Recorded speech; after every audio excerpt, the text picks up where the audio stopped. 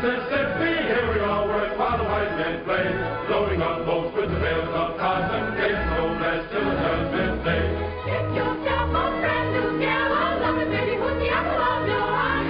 Old night clothes are high and well, they often do better than the chicken pie. Here we all work on the Mississippi, here we all work while the white folks play, loading up boats with the bales of cotton, getting no rest till the judgment day.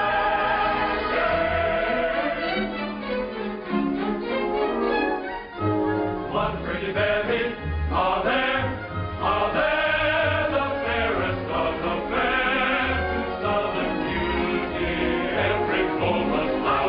Clatter, you roll, oh goodness gracious, they're so flirtatious, you naughty Little women don't be timorous, you will find that she's love, only makes a man more bold, keeping up the days of old. He's a showboat, pencil, captain, and cotton, blossom will you go? Let me take you to the shadow line. You like us to joyfully accept I have to make a lot. Information from the Hello, dear, from Captain Andy.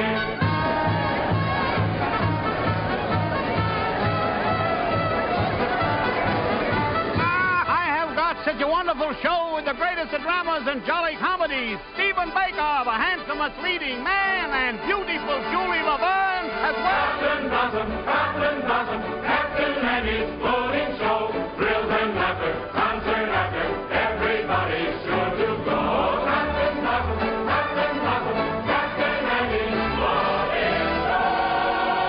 Thrills and laughter, concert after, get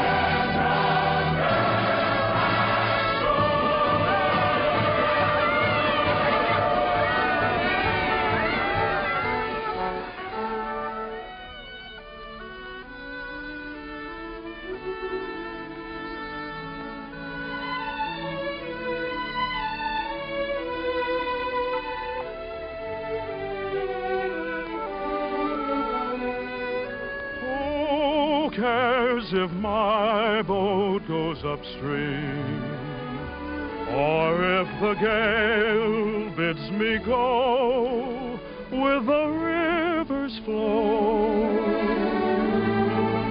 I drift along with my fancy. Sometimes I thank my lucky stars. My heart is free, and other times I wonder, where's the mate for me? Hello. How do you do? Are you an actress? Oh, no, but I'd give anything if I could be. Why? Well, because you can make believe so many wonderful things that never happen in real life. Well, if you like to make believe one thing, why can't we make believe we know each other? The game of just supposing is the sweetest game I know. Our dreams are more romantic than the world we see. And if the things we dream about don't happen to be so, that's just an unimportant technicality. So the cold and brutal fact is, you and I have never met. We need not mind conventions, P's and Q's. If we put out a thought in practice, we can banish all regret. Imagining most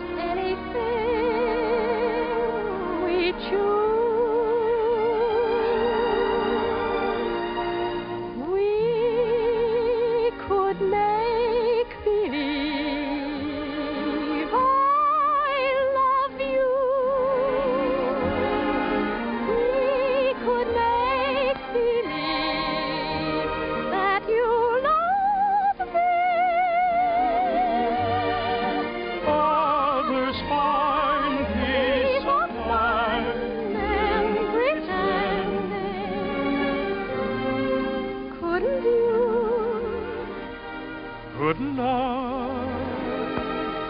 Couldn't we?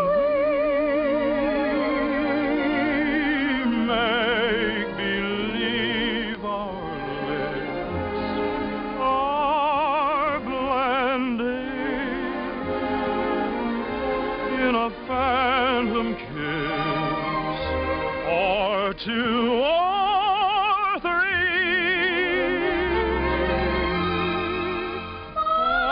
Might as well make believe I love you.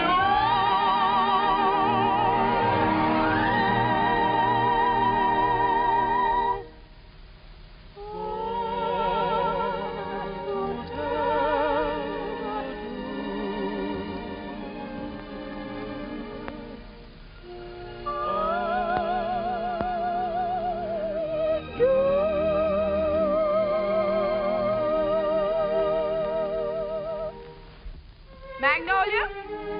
Yes, Mother. Goodbye. I hope I see you again.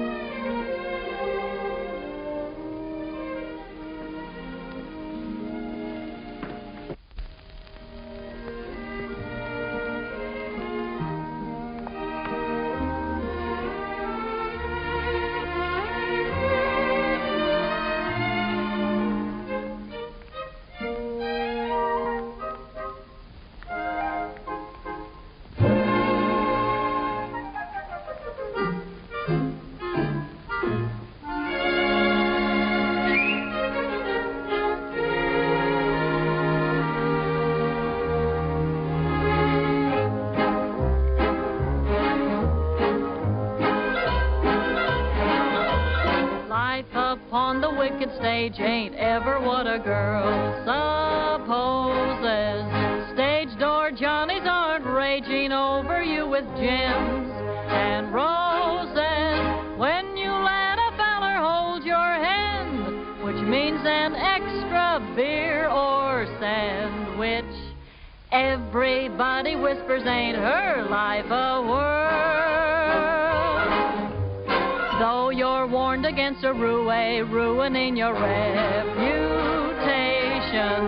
when you played around the one-night trade around the great big nation, wild old men who give you jewels and sables only live in Aesop's fables.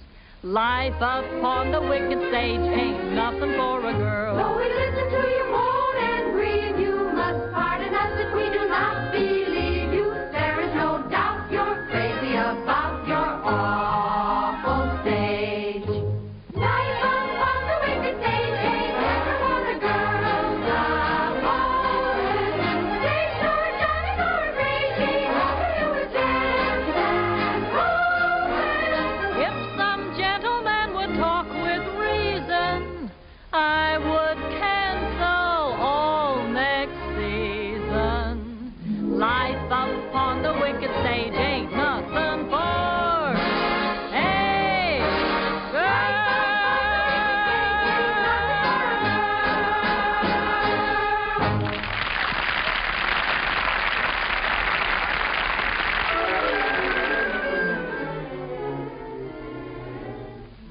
Oh, listen, sister, I love my Mr. Man, and I can't tell you why. There ain't no reason for me to love that man.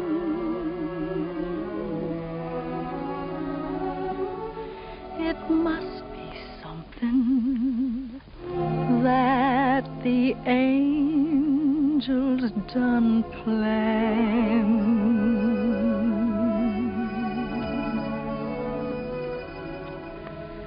Fish gotta swim, birds gotta fly. I gotta love one man till I die. Can't help loving that man of mine.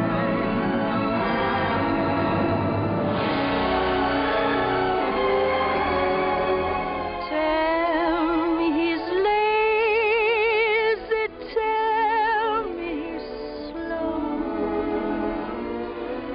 tell me I'm crazy, maybe I know. Can't help loving that man of mine.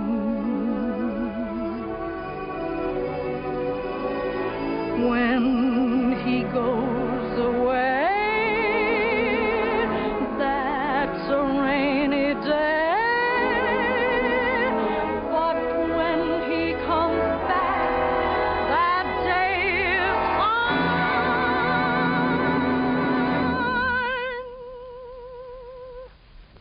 The sun will shine.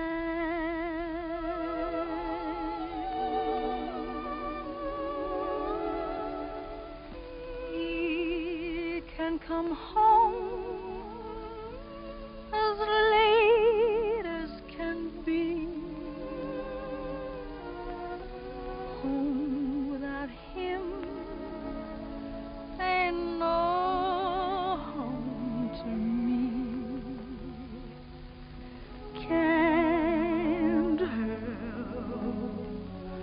loving that man of mine.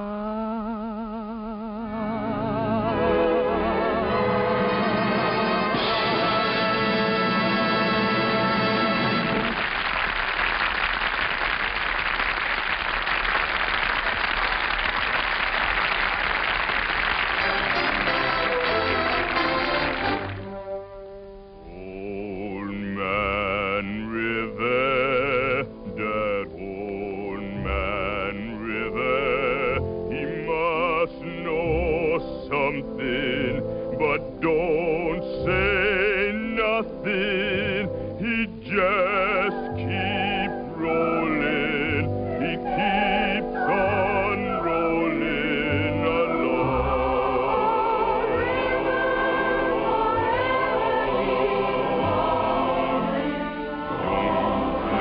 Potatoes, he don't plant cotton, and them that plant them is sown for cotton. But old man River, he just keeps rolling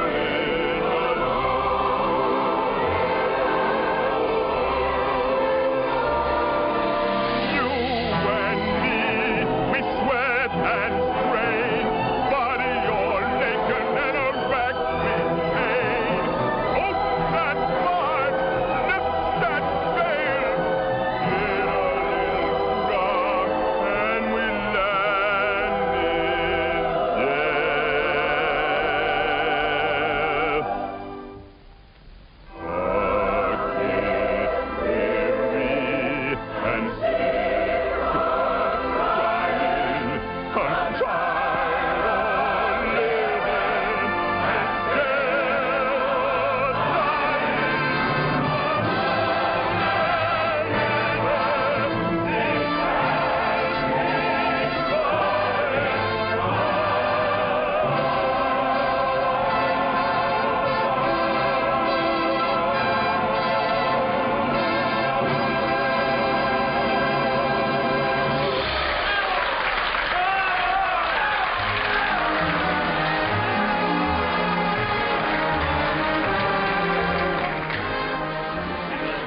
It'll run over a year. Well, over a year.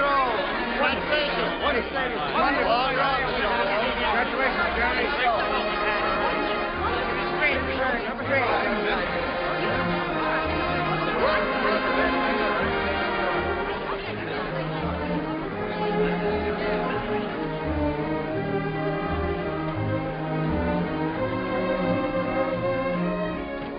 That was a swell show, Mr. Kern.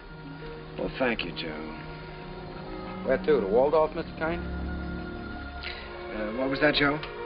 That big shindig you're throwing for you. It's down at the Waldorf, ain't it, Mr. Kine? Yes.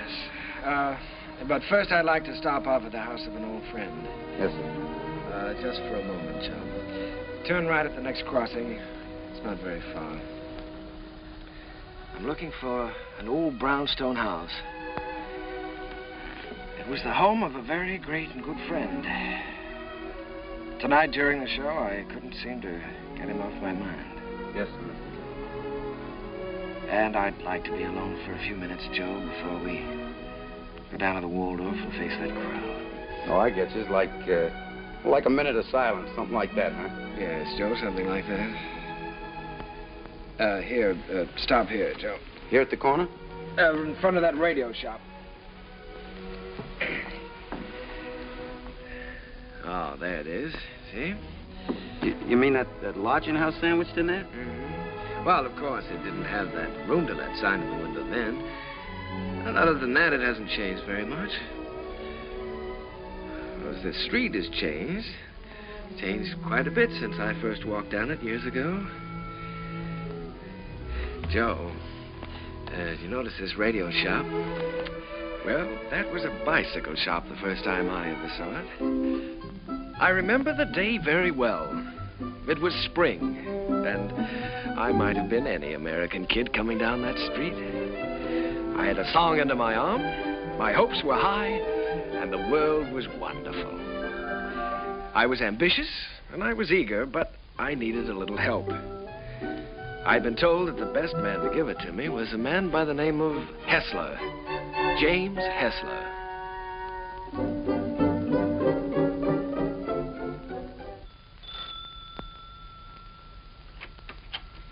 Come in. You're an hour late already. I suppose you realize that. You can start on the upstairs bedroom immediately. Mrs. Muller, Daddy wants some more roast beef. I'll be there in a second, Mr. Hessler, and see that you get to their nests, young man. He's not the moth killer. I'm a songwriter. A songwriter. I see. You entered under false pretenses. Well, it won't do you any good, young man. Mr. Hessler isn't seeing songwriters anymore. He's going in for better things. Maybe he should have some roast beef. He's very hungry. Shh. Don't mention roast beef in front of a songwriter. Look, I can eat a snack here. No, so it is, so it is. You feel like you're going to fall down and faint, don't you? Dear. Well, you can come in for a while. I can't have people fainting in the house, not even songwriters. Thank you. Come in, come in.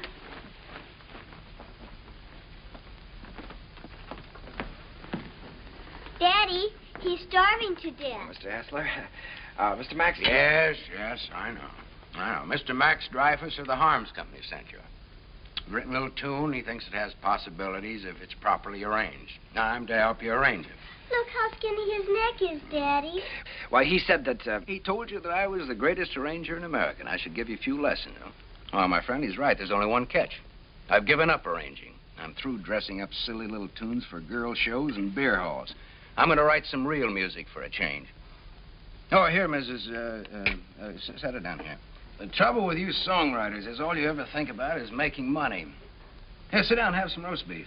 Oh, well, no, thank you. Go ahead, sit down. No, you never think of doing anything big, anything worthwhile, like Brahms or Puccini. No, don't sit down there, please. It's Mrs. Hessler's place, Rester, so we always keep it set for her. Oh, I'm sorry. Yeah, sit down here. No, all you fellas want to do is write sugary little tunes and make a lot of money. Did you ever hear Beethoven's Eroica? Or Mozart's Jupiter? Didn't they do something to you? Great heavens, doesn't genius touch you fellas at all? Daddy's a genius. Yes, Daddy's a genius. No, my friend, in 3 weeks I'm going to England where I can work. I can have some peace and quiet. No mushy little melodies to be fancied up for public consumption. I'm going to write a symphony. Daddy's going to write an opera just for me. Here, go ahead, eat up. Maybe it'll give you some gumption. Well, I'm terribly sorry, Mr. Hessler. I had a big lunch with Mr. Dreyfus just before I left. It was roast beef, too. Yeah, well, Oh, what's the matter? Just because you're not hungry, you don't have to go, do you? Have some brandy with me. Help me celebrate my liberation from mediocrity. Mrs., get a couple of liqueur glasses, will you?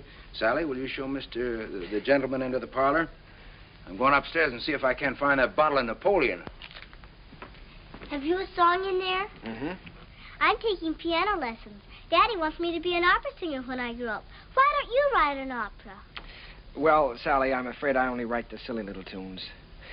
You know, the ones your father doesn't like. Let me see if I can play your song. Do you mind? Oh, I wish you would. It's very easy. Here.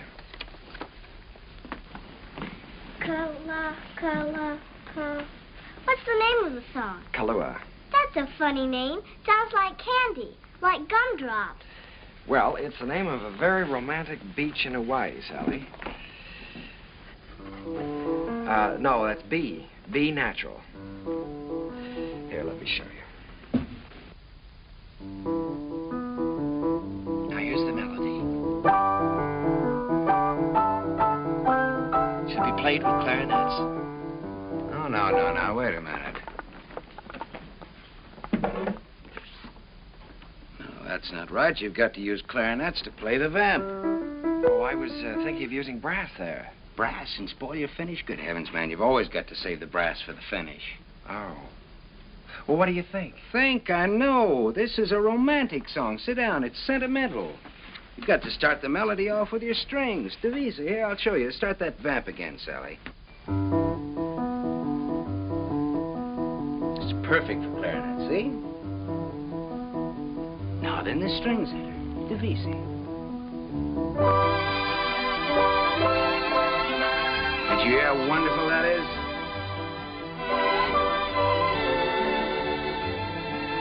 Now then add trombones, muted trombones.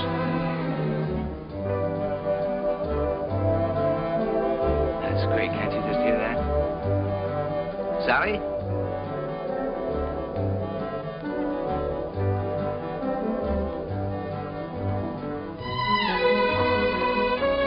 No, wait a minute. We ought to add flutes there. Light and easy.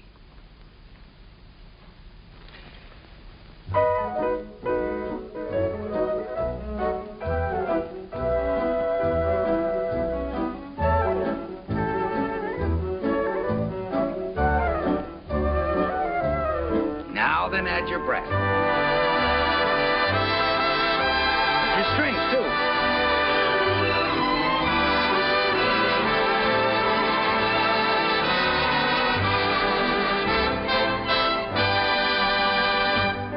You see? Isn't that easy? It's a good song, too. It's very good. Is that yours? Yes. Mm-hmm. That's all right. What's your name again? Kern. Jerome Kern. Well, I'm glad to meet you, Kern. Make yourself at home. And I did. My life became a pattern of notes and clefs, tempos and modulations. We worked hour after hour, day after day. It was the beginning of a friendship. It was the beginning of a lot of things. And now, not only did I have a best friend, I had a best girl, Sally. And what a girl. Oh, those were never to be forgotten days, and I hated to think of them ending. But at last the time came when Jim had to leave for England. Oh, here, Jim, let me help you. Oh, it's those symphonies of yours. They're as heavy and bulky as lead. Nice they're not tinny like some tunes I've heard. Oh, Sally, honey, come here. All right, here we go. Fortissimo. Dum-da-da-dum-da-dum. Fum. Got it. Oh, you carry a lot of weight, Sally. It was easy. Come along, Sally. At least we're not going to miss the boat. Goodbye, Mr. Kern. Goodbye, Mrs. Goodbye, Sally. Bon voyage. What does that mean? Happy journey. Bye, Uncle Jerry. Be a good boy. This will be the end of it, boys. Don't forget to pack my song, Daddy. No, I'm good. She means Kahlua. Oh, that is her song, Jim. You know, if it hadn't been for Sally, I wouldn't be here now. Well, she's very fond of you, Jerry. I'm going to miss her. I'm going to miss all of you. Well, we may not be gone so long. It all depends on... You won't mind living here alone, will you? Oh, no, I'll get used to it. Jim, in case I don't get a chance at the boat, I just wanted to tell you that... Oh, forget it. I like arranging now that I'm through with it. I'm glad to have been some help. No, it's more than that. It's been your kindness and your home here. Look, Jerry, I just want you to write some good music, some real music. That's all the thanks I want. Don't waste your time fussing with those wheezy little tunes. Think big. Try to be somebody. I will, Jim. I'll try to be as big as I can. Yeah, good. That's fine. Well, we better be on our way. Oh, good heavens, Sally's song. You know, I'm so tickled that she remembered that. Remembered? It's your song, Jerry. She couldn't do that.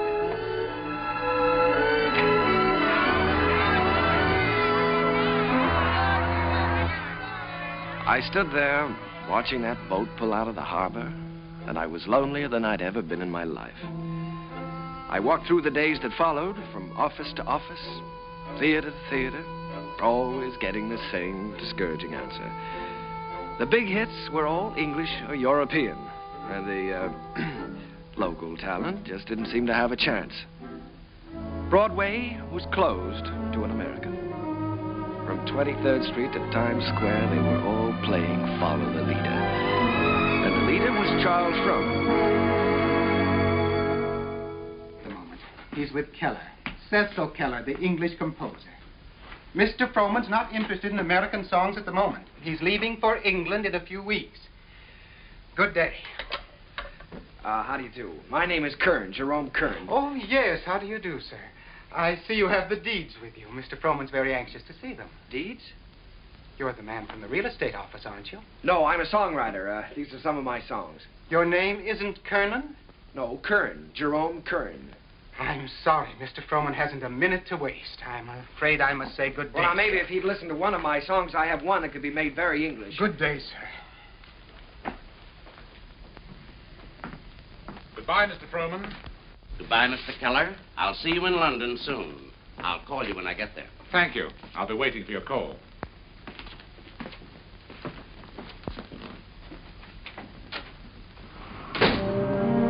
I made up my mind that I was going to try to write music with an English accent. So I sailed for London. I wish I could say with flags flying and my courage high. But the sea and I and the boat didn't get along too well together. I was mighty glad to see land again.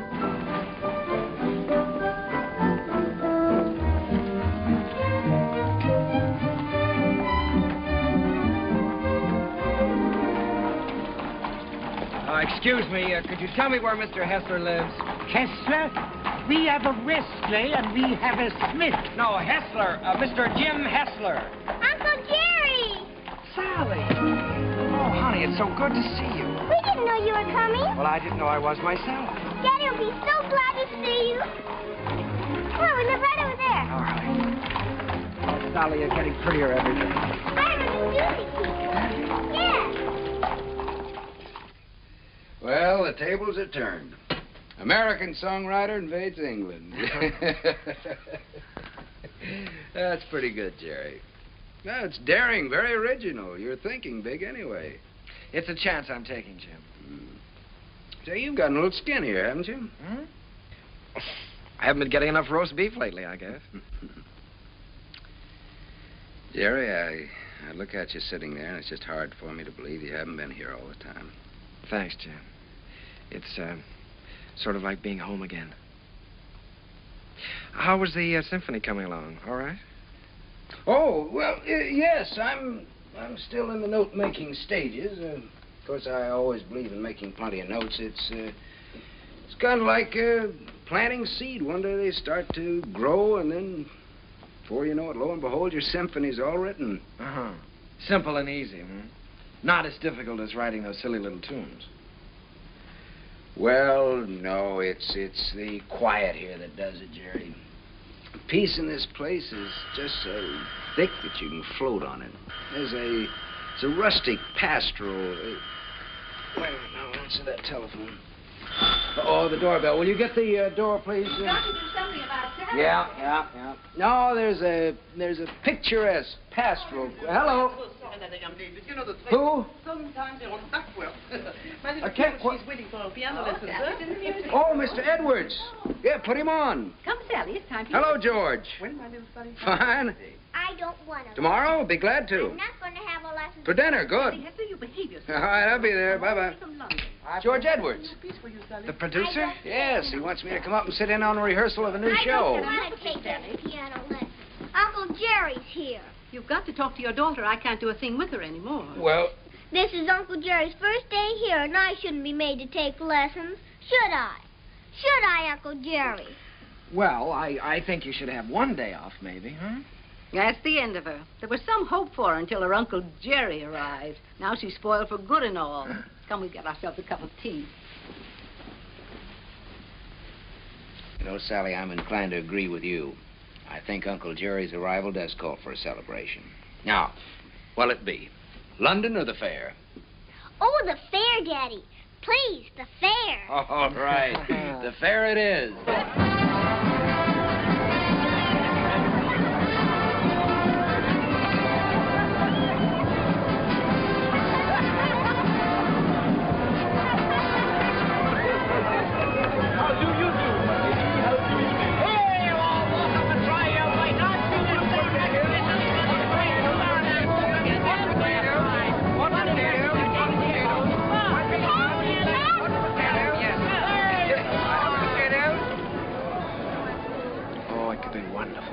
Could be wonderful. Oh, no, Jerry. I don't want Sally to go up in the swings, not till she's a little older. The whole stage full of swings and a boy and girl in each swing and all of them singing. Oh, you mean for a production number? Yeah. That's not a bad idea. They could swing from the stage right out over the audience and back again. Make a good production number. What song would you use with it? Spoon with Me? Be perfect. Spoon with Me? That sounds fine. Suppose I take that up to George Edwards. For the gaiety? Sure. I'm going to have dinner with him tomorrow night. Oh, Jim.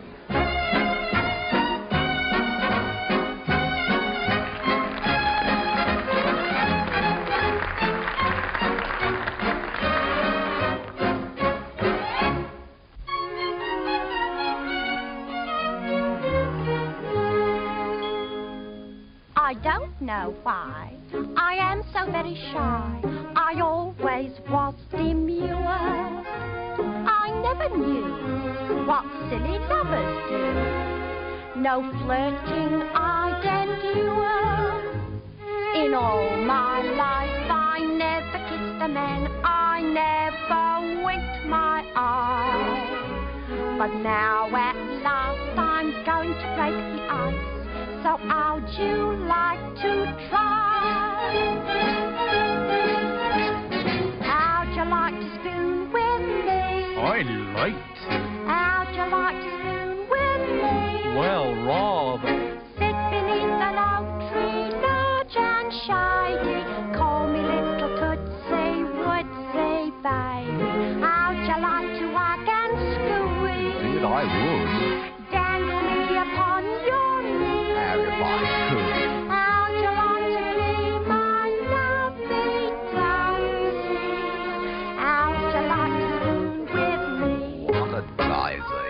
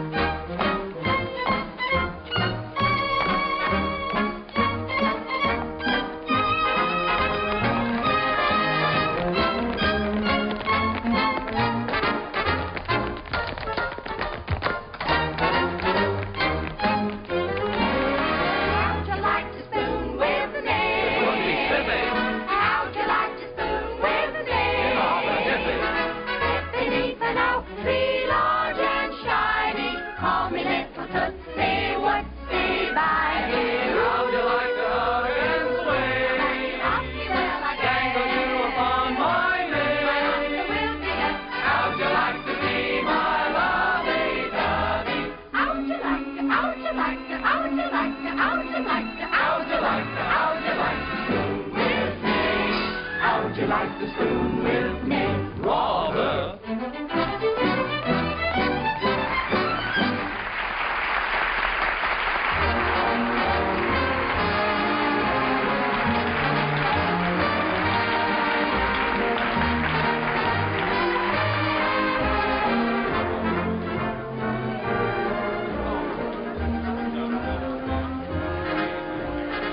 Pardon me for intruding. You've been pointed out to me as the composer of that delightful number with the swings in it. My name is Froman, Charles Froman. Mr. Kern, I want to congratulate you. Froman. I'm sorry, sir. It isn't my number. My name isn't Kern. There's Mr. Kern, sir, down the bar bit. That gentleman there? Why, he can't be the composer. It's him, sir, sipping sherry. And a very nice gentleman he is, too, sir, for a musician. Mr. Froman, I have something here which I know you'd like. It's a beautiful number with parasols, with all sorts of parasols.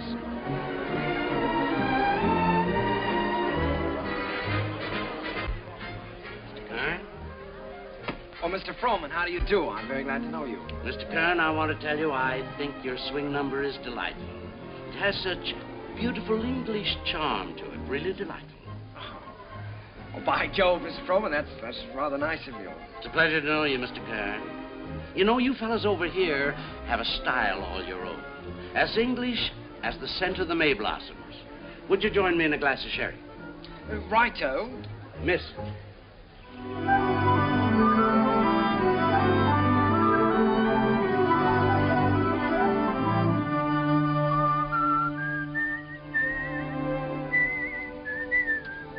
I'd give that one up if I were you.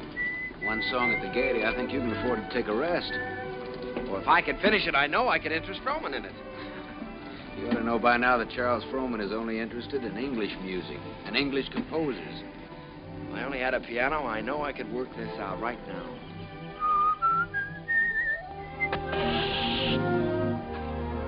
Flat. Well, it looks like you do have a little work to do.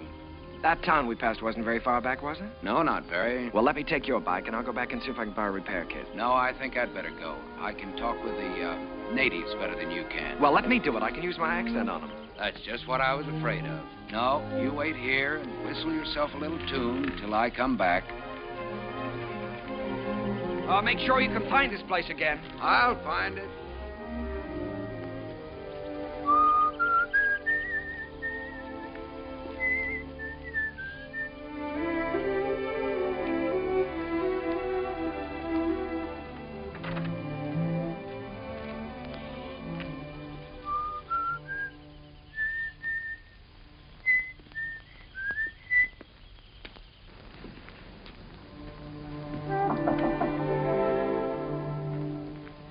I say, is anyone there?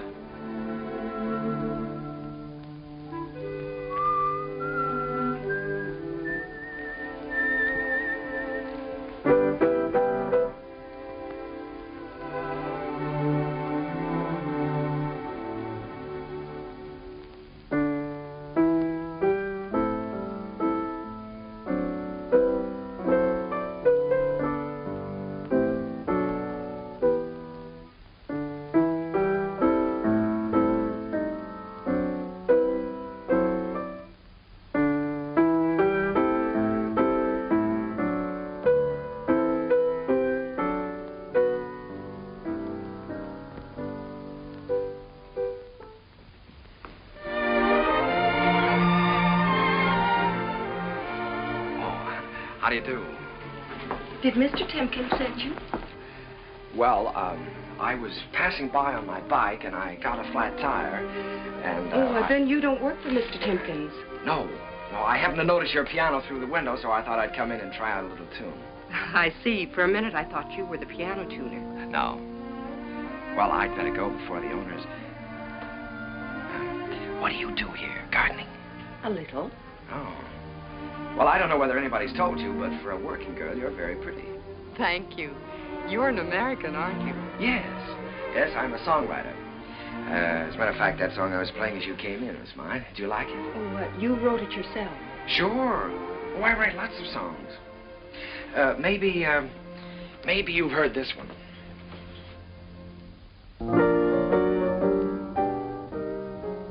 Why, that's from the Gaieties. Everybody's singing it. Uh-huh. Now, this is the one I was working on.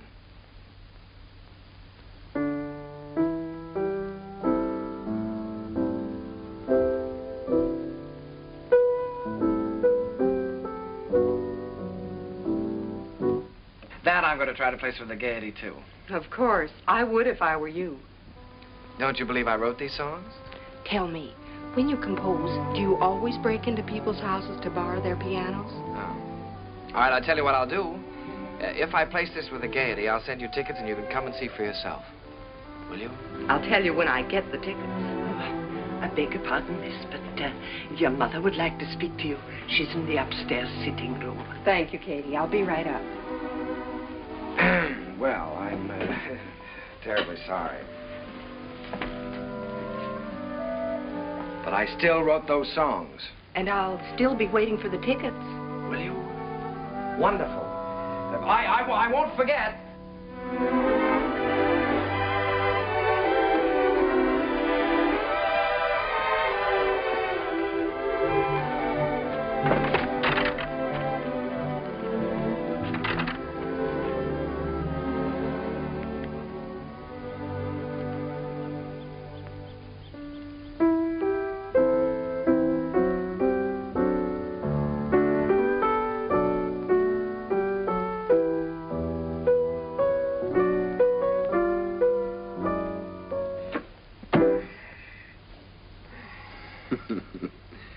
And you were the lad who wasn't going to fall in love with anybody for a long, long time. Well, this girl is different. Sure, I know. Well, now, don't joke about it. It's serious. Don't you believe me? Yes, of course I believe you. She really is different. I know. Her hair is like spun gold shining in the sunlight. Well, I don't know about her hair. She had a kerchief on, but her eyes were like pools in the starlight. I see. Even with her working clothes on, she's the prettiest girl I've ever seen. I'm sure of it. Seriously, Jim, don't you believe me? Yes, Jerry, I believe you. It's spring, isn't it? And tomorrow morning, I think I'm going to give you a great big dose of sulfur and molasses. Good night.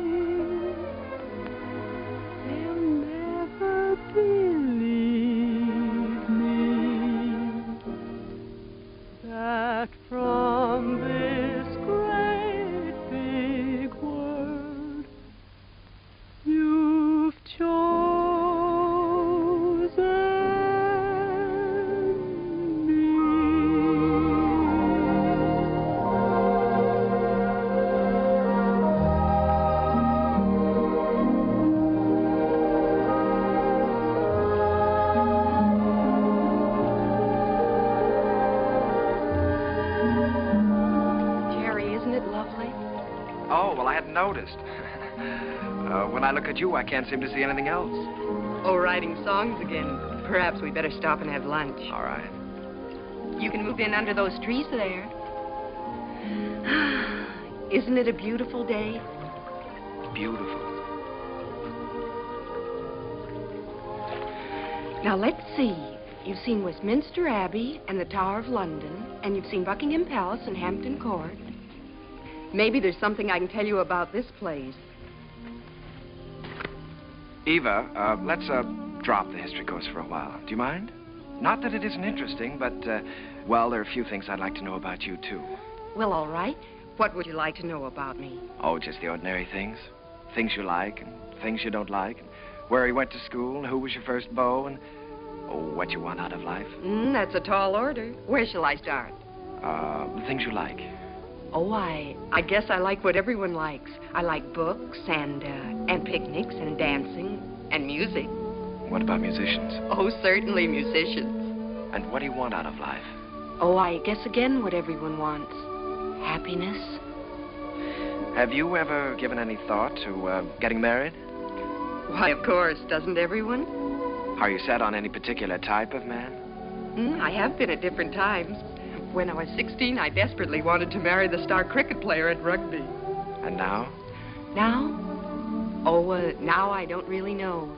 Except that he must have a sense of humor, and he must be kind, and he must be intelligent and good company. And of course, he must love me very much. Well, I know somebody with at least one of those characteristics. Someday I'll tell you all about it. Oh, good afternoon, good afternoon, good afternoon. And how have you been this afternoon? Well, I'll tell you how I've been. I've been looking Never mind, never mind. You feel wonderful. You feel great. How could you be otherwise after such a beautiful day? Tell me, my friend, how is your knowledge of English history?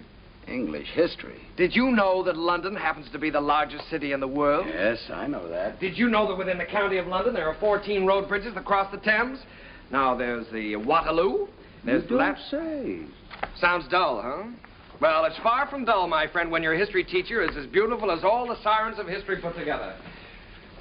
Did you know that all the swans on the Thames belong to the King of England? No, fancy that. And the male swan is called a cob. Well, what does that get? And did you know that when you walk into Hampton Court, you're walking right straight into history? Oh, my dear friend, you have so many things to learn about England. Have you ever heard of a man named Charles Frohman? Frohman? Well, now that's a familiar name. The face escapes me. How can you talk about Frohman when I'm talking about love? Oh, so that's been the theme of this little dissertation. Yeah. Well, I'm glad you informed me. Oh, that's all right. Because the next time Frohman's office calls, I'll tell him that you're too busy to be bothered. Yes, you tell them that I'm too busy.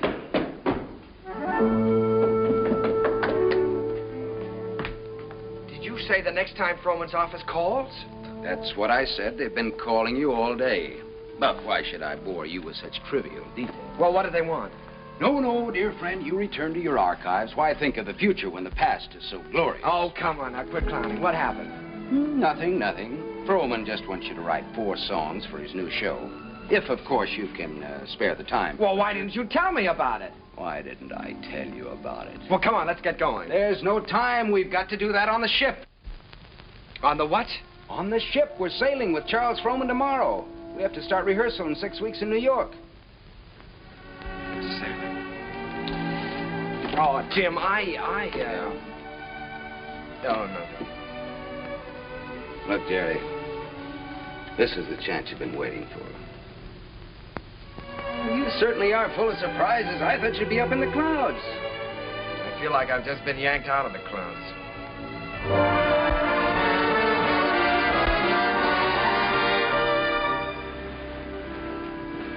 Jerry, aren't you coming down for lunch? No, Jim, I'm not very hungry. Now, look, you've got to snap out of this. It isn't the end of the world, it's the beginning. Here you are on your way back home with a Charles Frohman contract in your pocket. Why, you ought to feel wonderful. I know it. That's what I keep telling myself. You go back to England. If I just could have seen her once more. Jerry, it was all we could do to catch the boat. You couldn't help that. And you talked to her on the phone. On the phone? What can you say on the phone? Hello, it was nice seeing you. Take care of yourself. Oh, Jim, there were so many things that I wanted to say to her. Now, look, Jerry, you've got to think about your career. Things are just starting for you. Yeah? You can say that over and over again, and you know what happens? What? Nothing. Jim, you know, for the first time in my life, I'm lonely. Here I am on a ship full of people with you, and I might as well be on a desert island all by myself. Did you ever feel this way? Yes, once. What did you do about it? I married the girl. Oh, hello, Mr. Froman. Hello there. Been looking for you two. You weren't down to breakfast. No, the first day out is always a little rough on me. Good Englishman should have his sea legs by now. Come and have lunch with me. Mr. Froman, there's something I must tell you. I'm not an Englishman. Mr. Kern, there's something I must tell you. I never thought that you were. At least not after the first 15 minutes. Matter of fact, I'm very proud to be able to present a new American composer to Broadway. Thank you, Mr. Froman. I have a lot of faith in you, Jerry. Just received a wireless from Julia Sanderson. She's accepted the part of the girl from Utah. Wonderful. Now I've got to have a great song for her. If it's a love song, he's got one.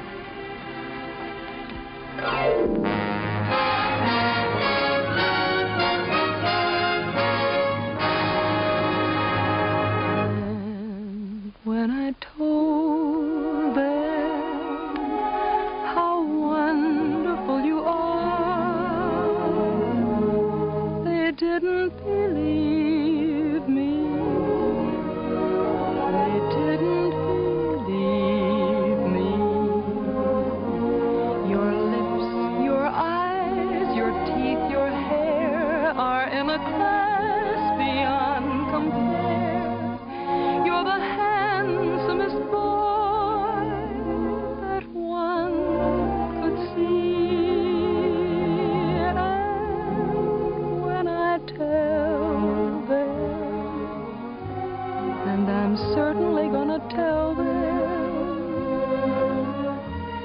that you're the boy whose wife one day I'll be,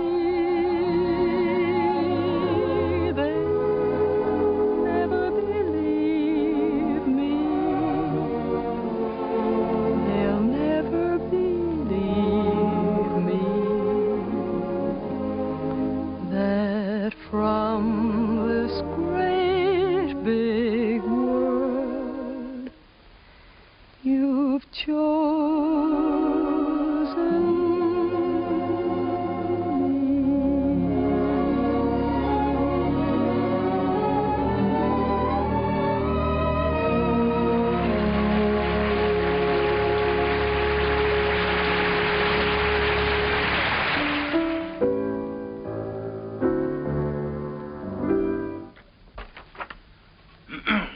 Here.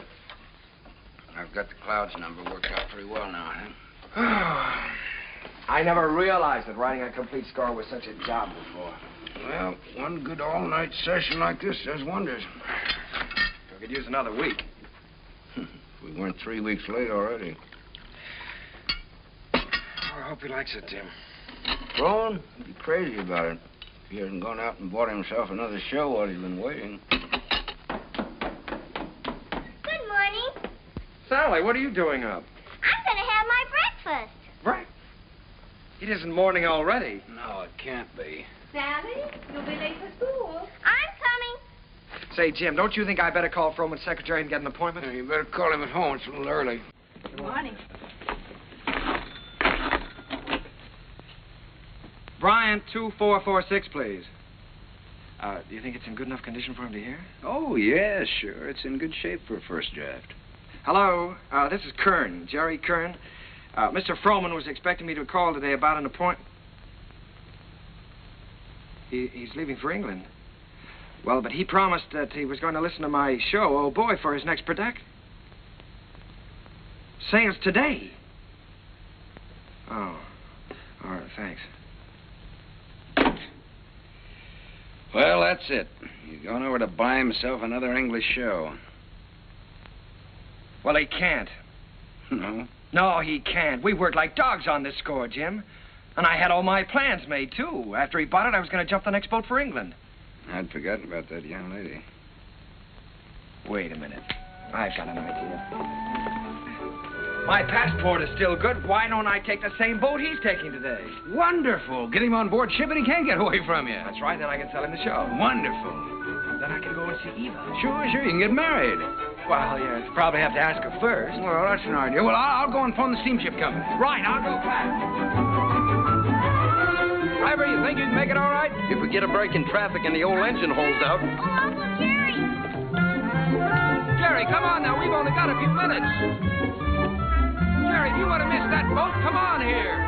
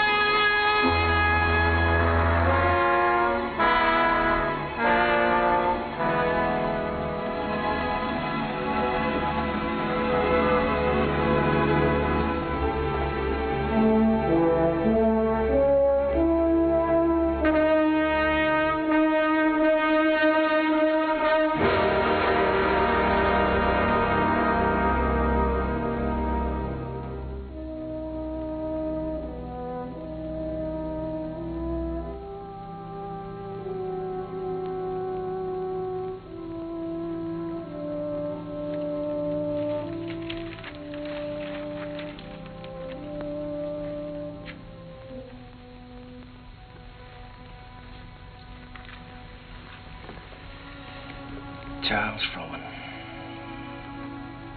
It's like watching an era crumble in front of him. The theater's gonna miss him. Yeah? You were very lucky to miss that boat, Jerry. Seen Max around? Oh, hello, Jim. Victor? No, I think he went over to Comstock and Elliott's. What a terrible tragedy. Yes, it's unbelievable. Jerry and I were just talking. Jerry, you know Victor Herbert, don't you? This is Jerry Kern, Victor. How do you do, Jerry? It's a great honor to meet you, Mr. Herbert. Charlie Frohman spoke of you quite often. He had great hopes for you.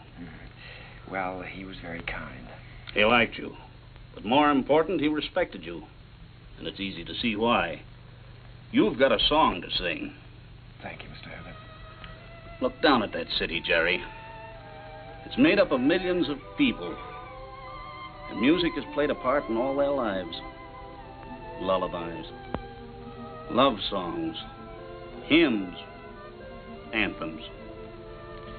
Must be pretty wonderful, Mr. Herbert, to realize that people you don't even know and never will know are singing your songs, and all of them asking for more of the Victor Herbert music. It makes me feel grateful, Jerry, and very humble. One of these days you'll find out yourself how it feels. What is it my publishers call me? The Dean of American Music. Well, I think you're going to be the next dean. One thing I must admit, you've got a better figure for it. Keep writing, boy. Don't let anything stop you. Good night. Good night, Mr. Herbert.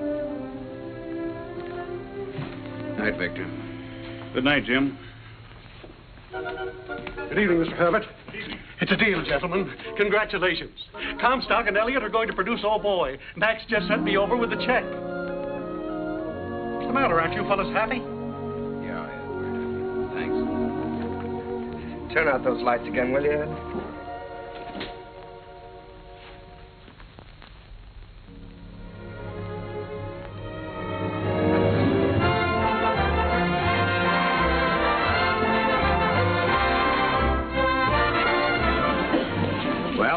Lights. How does it feel? Well, it feels pretty good. If I could just get rid of some of these butterflies in my stomach. How do you feel? Well, I've got a little butterfly trouble myself. I suppose you think we're standing in front of the theater on 39th and Broadway. No, what do you take me for? This isn't 39th and Broadway. This is the top of the world. Pretty nice world, isn't it? Yeah, it's great.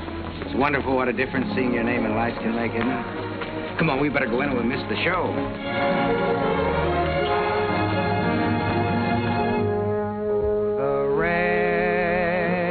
Comes a pitter-patter, and I'd like to be safe in bed. Skies are weeping while the world is sleeping, trouble heaping on our heads. It is vain to remain and chat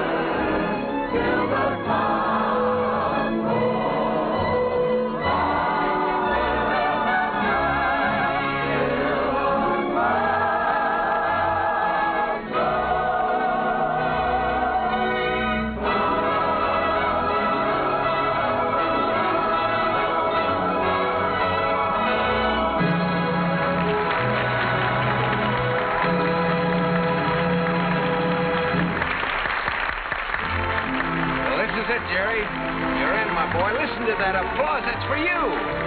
Don't wake me up. Don't anybody wake me up.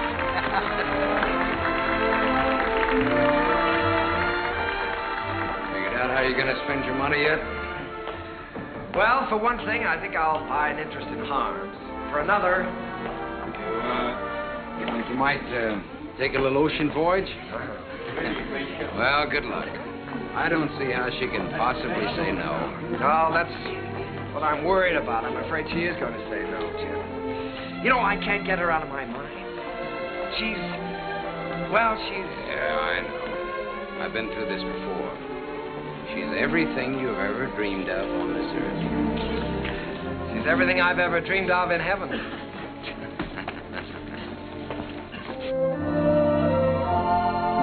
Oh, Jerry, let's stop here, shall we? All right.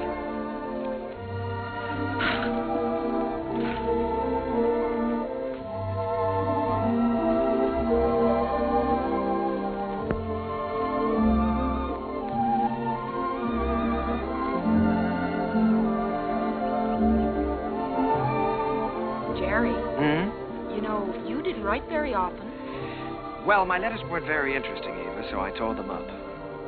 As a matter of fact, you didn't write very often yourself. A lady doesn't correspond with a gentleman, unless it's a reason other than a personal one. Oh, well, now, doesn't that sound a little silly to you? No, it sounds altogether fitting and proper. Oh. Want to fight? A lady doesn't fight. Well, what does a lady do? Oh, you're impossible. Well, you're right. If I were you, I'd have nothing to do with me. In fact, if I were you, when I ask you to marry me, I'd say no. Just on the grounds that a lady never says yes. Now, see here. Are you going to ask me to marry you? Might, with a little encouragement. A lady doesn't... In my country, if a lady wants to be asked, she has to be encouraging. In my country... In your country? What in your country? Well, there are proper ways to go about such things in every country. Oh. Well, then let me put it this way. From the very first moment I saw you, when you walked in from the garden, I knew that out of all the women in the world, I'd finally found the right one, the only one. I wanted to tell you then. I wanted to say, hello, funny face. I don't know your name or anything about you, but I've loved you all my life. You were my first school teacher, my first date, the first girl I ever kissed, and everything in the world to me. You see, I recognized you immediately. You thought all that? That's right. I stood there thinking that, wondering what you'd do if I kissed you. What would you have done? What would you do now?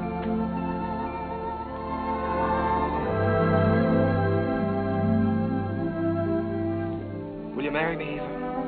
Thank you so much. I'd love to. Hello, Mrs. Kern. Hello, my darling.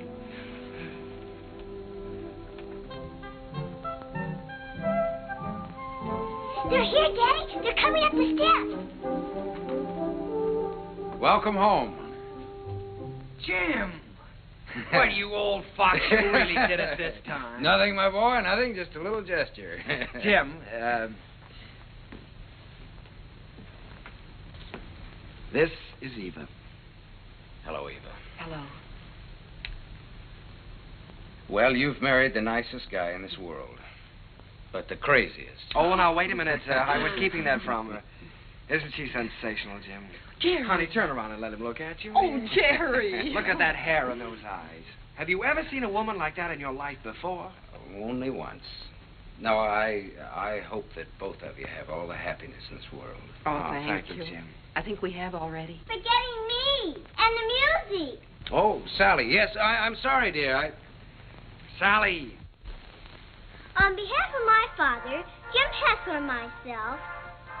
On behalf of my father, Jim Hessler and myself, I wish to congratulate you on the start of your voyage into the great sea of life. Oh, Sally.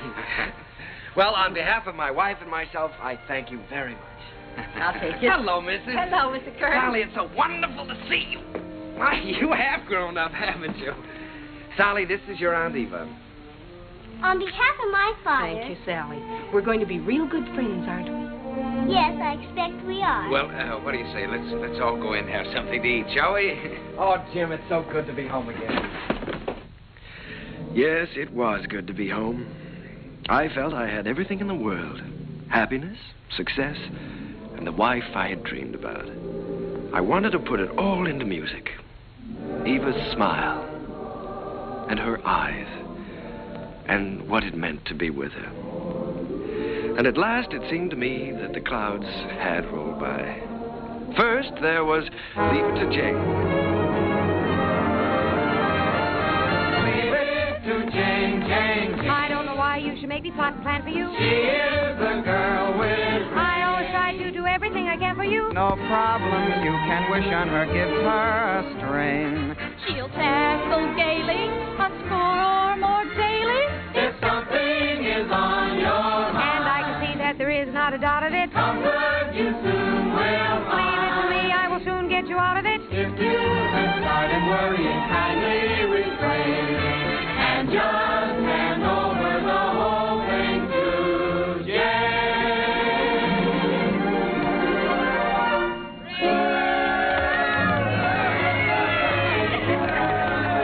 Well, Jane, why don't you tell us how you do it? Yeah, come on, Jane, tell us. Oh, but it's really very simple. I just study up on the famous women of history. You mean like Lucretia Borgia? Well, no, not exactly. Listen. In days of old, beside the Nile, a famous queen there dwelt. Her clothes were few, but full of style, her figure slim and svelte. On every man that wandered by, she pulled the seat of Bara. And everyone observed with awe that her work was swift, but never raw. I'd be like Cleopatra if I could have my way. Each man she met, she wed and kissed, and she dozens on her waiting list. I wish that I had lived there beside the pyramid. For a girl today don't get the scope that Cleopatra did.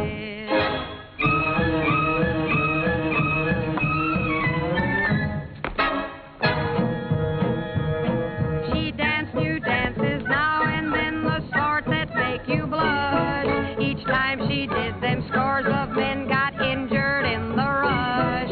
They'd stand there gaping in a line and watch her agitate her spine. It simply used to knock them flat when she went like this and then like that. At dancing, Cleopatra was always on the spot. She gave those poor Egyptian kings something else to watch besides the Sphinx. Mark Antony admitted that what first made him skid was the wibbly wobbly wibbly dance that Cleopatra did.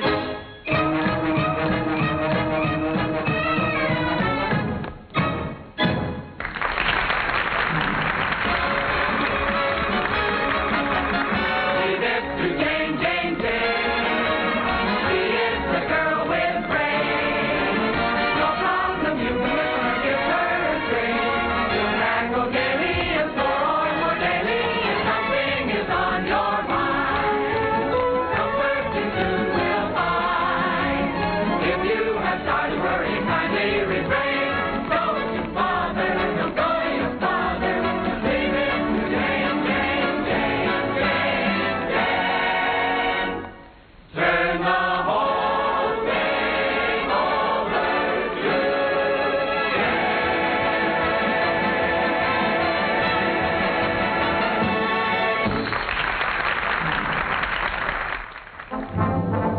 Once again, Broadway belonged to the Americans. To George M. Cohan, Irving Berlin, George Gershwin, Vincent Yoon, Buddy DeSilva.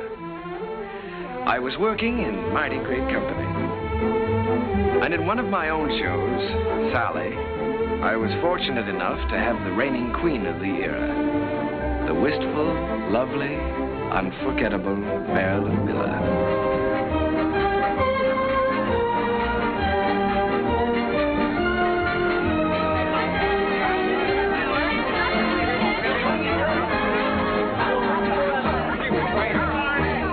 I got a couple new porta-potties there.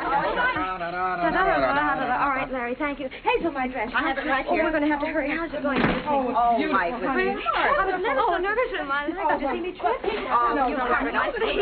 More flowers, Mr. Ziegfeld. How wonderful. Lovely. Says the first act was a dream, signed Flo. Wish she said the second act. Don't worry about the second act. Second's better than the first. No. Thank you. Hazel, is everything ready for the quick change? Everything's ready in the stage dressing room. All right. Thank you. Hazel, you got everything? Yes, everything's here. All right, let's go. Good luck, Miss Miller. Thank you.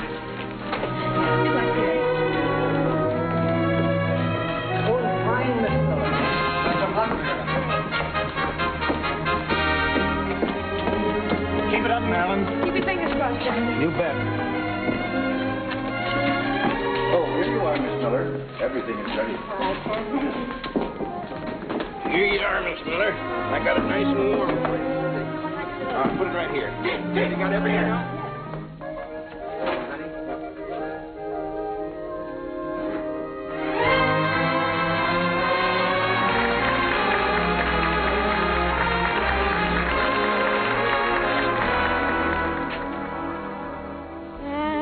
Wash my dishes, I'll be following a plan till I see the brightness in every pot and pan.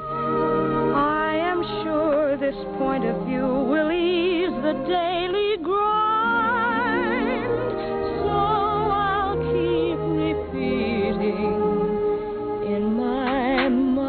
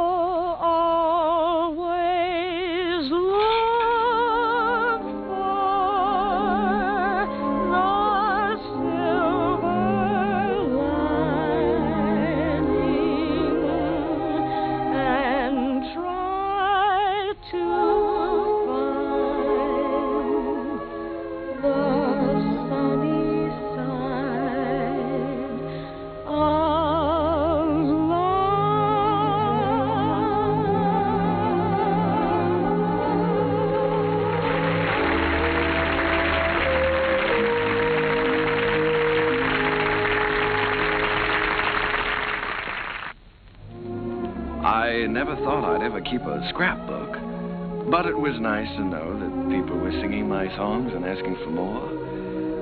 Night Boat, Good Morning Dearie, The Ziegfeld Follies. Curtains went up, curtains came down, and I think I got to look a little more like a musician. Eva grew lovelier with every passing year. Our life was rich and full and very satisfying. And Jim and I, well, we grew a little grayer, a little more settled, perhaps. He was still working on his symphony, Or so he said. But on the whole, the years didn't change as much. However, they certainly did change Sally. She was quite a young lady now. She'd been away at school. In fact, many schools. Well, Sally. Hello. Darling. Well, Sally, I thought you were at school. Well, I was. Oh. What happened this time? I just can't stand that school anymore, Uncle Jerry. I've left, and I'm not going back. What does your father say about that? Well, he hasn't said anything yet. He doesn't exactly know. You see, I just left there this morning, and I came right out here to talk to you. Oh, Uncle Jerry, I had to leave. I hated it so much I couldn't eat or sleep or anything.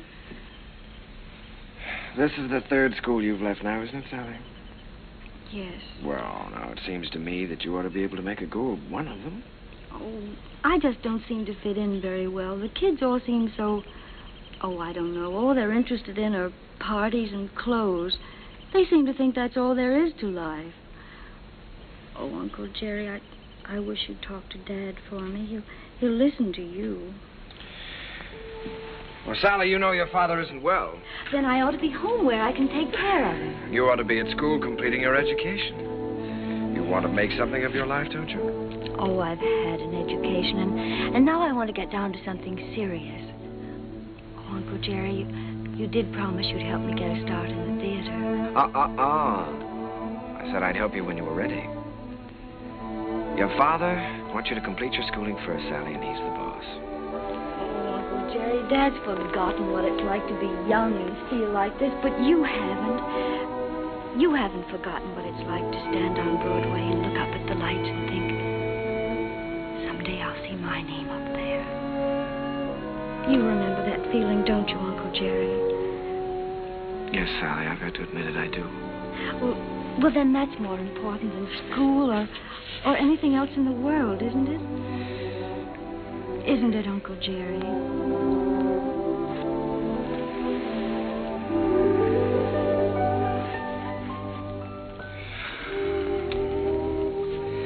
It's the third time, Jerry. Yes, I know. Maybe we shouldn't have made her go back before. After all, if she hates it so much... Oh, Jerry, you can't keep on running away from things all your life. It's time Sally found that out. Well, you can't live another person's life for them either, Jim. It isn't fair. Sally's grown up now, and I think she ought to be allowed to do what she wants to do. I want her to finish her education and get a chance to finish mine. I always said that any kid of mine was going to get the right start in life. Well, what's right for one person isn't always right for another, Jim. You know that. Jerry, the trouble with that girl is she's just plain stage-struck. She comes by that honestly enough, doesn't she? Remember how we used to pound the sidewalks and knock on doors? Nobody could stop us. Goodness only knows enough people tried to. Remember how thrilled we were when we finally realized we were in? So what right have you or I to interfere with Sally? Yeah. Well, what are we going to do, Jerry? I'd give her a part in Sunny. So cast. Part of Gwen hasn't been cast yet? Gwen, well, it's only one line. Gwen is going to have a song. The doctor's here, Mr. Heflin. Oh, fine, Miss. Doctor, I'll be with you upstairs in just a minute. Good evening, Mr. Kern. Hello, Doctor. You know, when you get to be my age, you start collecting pills. Well, Jerry, I hope that works out all right.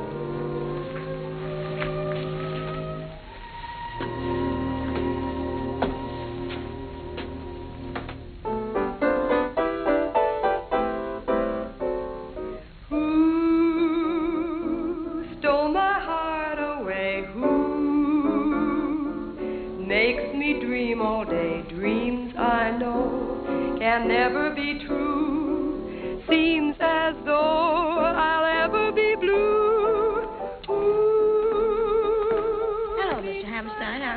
Very well, Miss Miller, and you? Fine. Hello, Oscar. Jerry.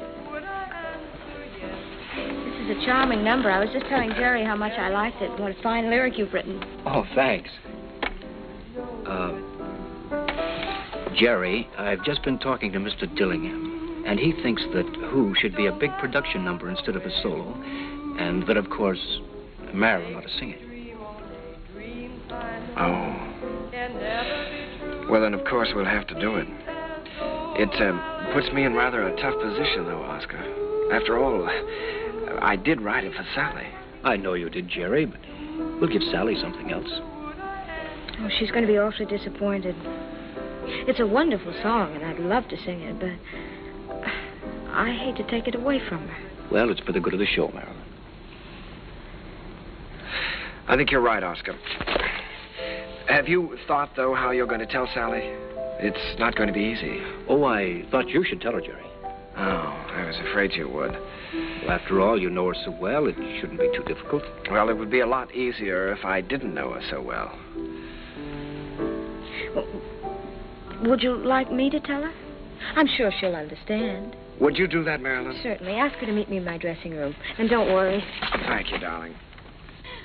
But Uncle Jerry wrote that song for me. I know. And I know how disappointed you must be, too. But, Sally, disappointments are part of the theater, and you've got to be able to take them.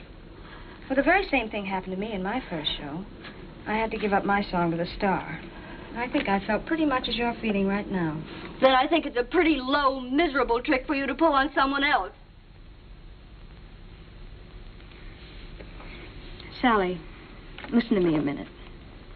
This is your first show. You're just starting. Now, there are going to be a good many songs and a good many shows for you. It may be difficult for you to understand now, but one day you'll realize you've got to give and take, whether you like it or not. I'll never take a song away from anyone else, especially if it's their first real chance. Sally, please don't put this on a personal basis. I don't want to take the song away from you. Then why are you doing it? Mr. Dillingham thinks it's best for the show. And what's best for the show is more important than what I want or you want or any personal feelings involved. Don't you see that, Sally? Yes, I see it all right. You're trying to take my song away from me, and you aren't going to get away with it. Uncle Jerry wrote that song for me, and I'm going to sing it. I don't care whether you are the star. You're not going to take it away from me. Sally. She can't have my song, Uncle Jerry. Don't let her talk you into it. I don't care what happens. She can't have my song.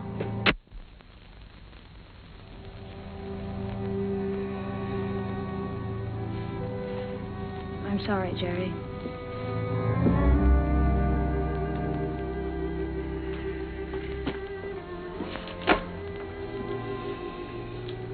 What is it, Sally?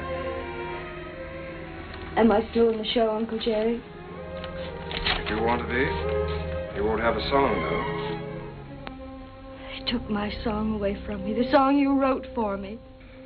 Sally, there's a little thing called the good of the show. Apparently the show didn't seem very important to you this afternoon. Not important. You didn't care what happened to the show just so long as you got your way. The theater doesn't work that way, Sally. Nothing works that way. I learned something today. I suddenly realized that you're not ready for the theater yet. Not ready. No.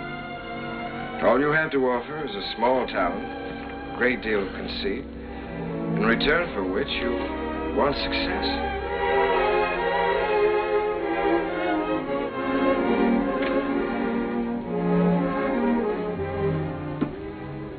Sally, I've known you and loved you ever since you were a little girl. I couldn't love you anymore if you were my own child. But I must say this to you. You're not going to get anywhere in this life by using people. And until you realize that, you're not going to have the respect of anyone. Sally, I'm ashamed of you.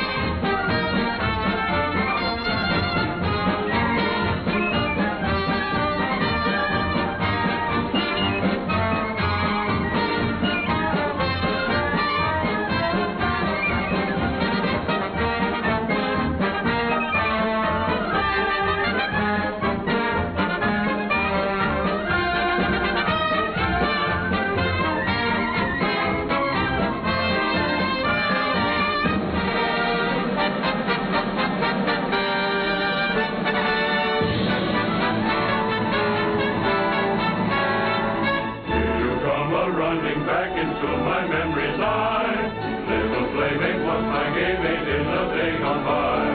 Ragged dresses, tangled tresses flying o'er the hill. Heaven bless us, you know that's the Sheriff Jackson still. You funny little willow, that describes her to a T. She is full of fun, he named the lady perfectly. She is bright and sunny.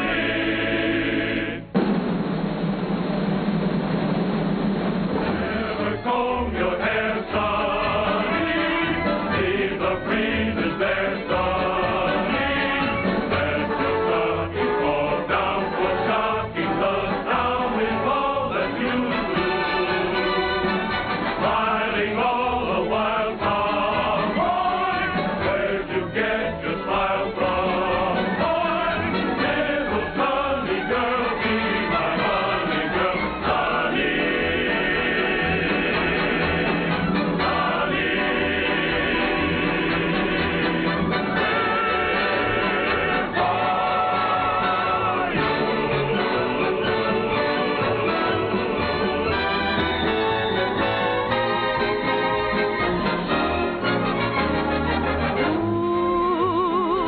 Stole my heart away. Ooh, makes me dream all day. Dreams I know can never come true. Seems as though I'll ever be blue. Means my happiness too. Would I answer yes to? Well, you ought to guess who. No one but you.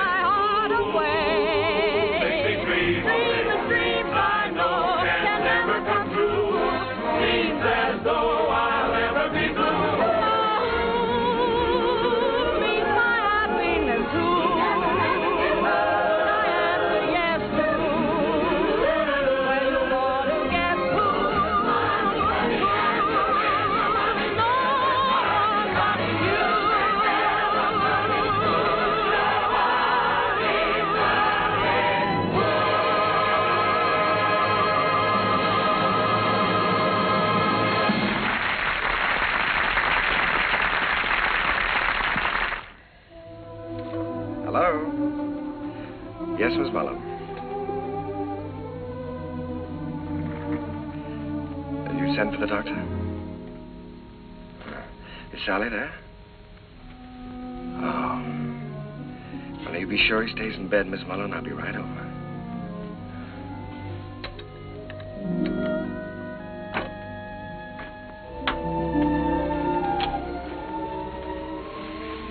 The doctor get here? He's upstairs in Mr. Hessler's room.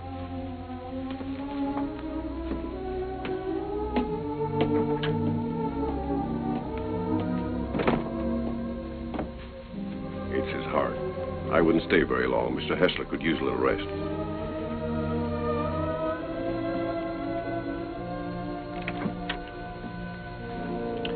Well, good evening, Jim. Oh, Jerry. We missed you at the theater tonight. How are you? Sally's gone, Jerry. Yes, I know. Mrs. Muller told me. She didn't come down for dinner, and so went up to her room.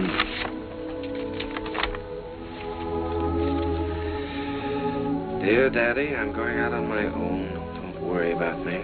Someday you'll be proud of me. I'll always love you. P.S. Tell Uncle Jerry I still love him. It's all my fault, Jim. I shouldn't have suggested that she'd be in the show. No, Jerry. Sally is Sally. It's time both of us faced that. Yes, I know, but I think I heard her. Well, she's got spunk, all right. Jerry, she's young. She's way too young to be out on her own. Well, now, look, Jim, don't you worry about this. I'll bring her back. I wish you'd do that. I promise you I'll try my utmost. Yeah, just as soon as you can. Good night, Jim. Why don't you get back into bed and get some rest? Yeah. I left no stone unturned trying to find Sally. Personal ads, private detectives. But the answer was always the same. No one had seen her. It was a futile hunt. I tried to keep Jim's hopes alive, but I think he knew. And then, one night... Please don't mention that I telephoned.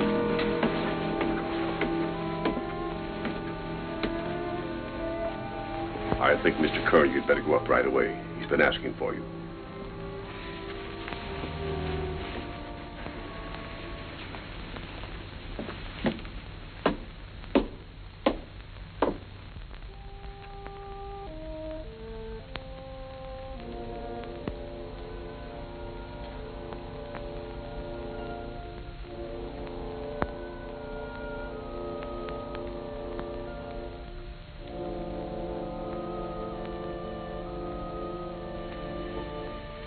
Jim.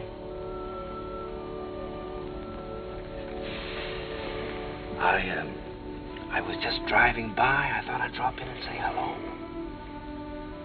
Yeah. You forget I've known you a long time. Feeling better, aren't you? Yeah, I'm fine. Well, that's good. All you need now is a little rest. Kind of quiet around here now. Yes, it is, but things will be popping again just as soon as Sally comes back. Have you heard from her, Jerry? No, not directly. But I've got a couple of very good leads. I've got a hunch they won't be very long now. Then I'm going to see to one thing, Mr. Heflin. You're going to finish that symphony. I've kept you from that too long now. Oh, I forgot about that symphony. Forgot about it years ago. Well, what about your notes? I never made any notes. I was just posing as usual. You know, I used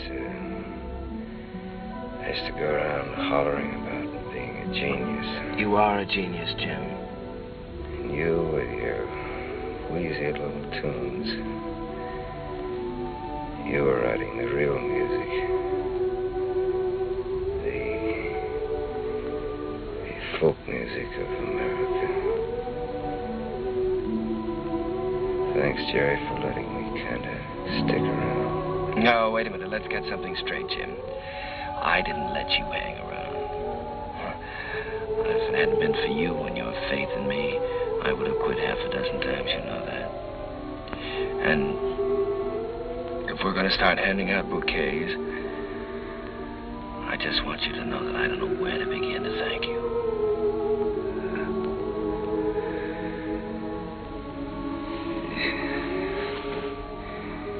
You're a great man, Jerry. It's been a privilege getting in on that music. It's been a lot of fun. Now, let's not talk that way, Jim. In a couple of weeks, you'll be back at that piano, screaming for more and more brass.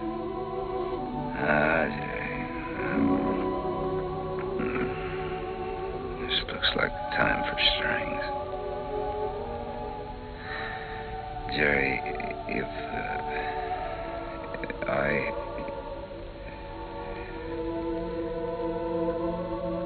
want you to look after Sally for me. Jim, you're going to be all right. So is Sally.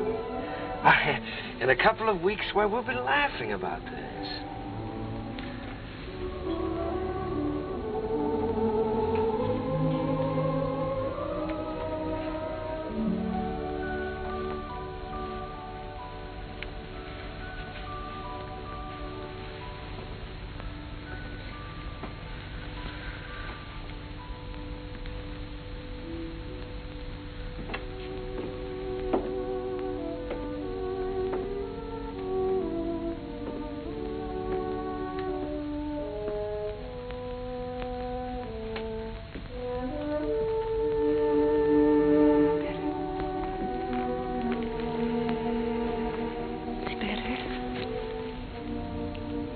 Perhaps if I made some coffee.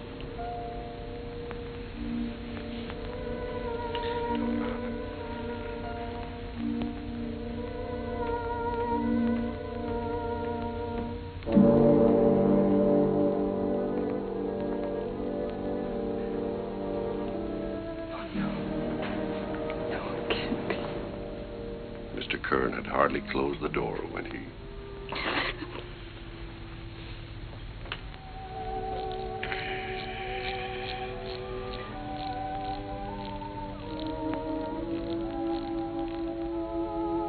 I was completely lost, completely helpless.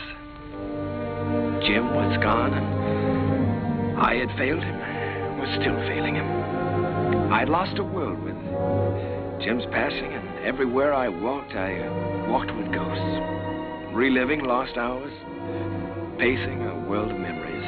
I couldn't even think in terms of music. I began to feel that I might never write again.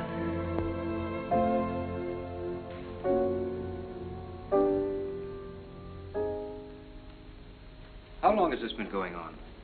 For weeks, Oscar. Ever since Jim died. He's a score to write, and he hasn't done one poem. Well, that certainly doesn't sound like Jerry. He seems to have completely lost heart.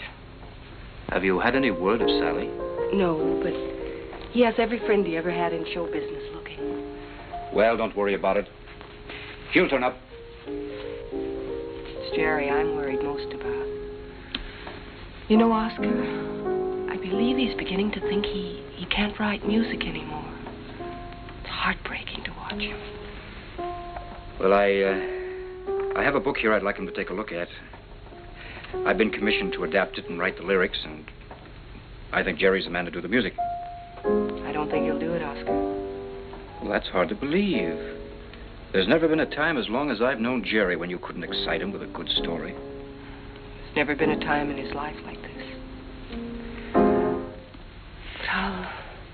But you can try, and I'll tell him you're here.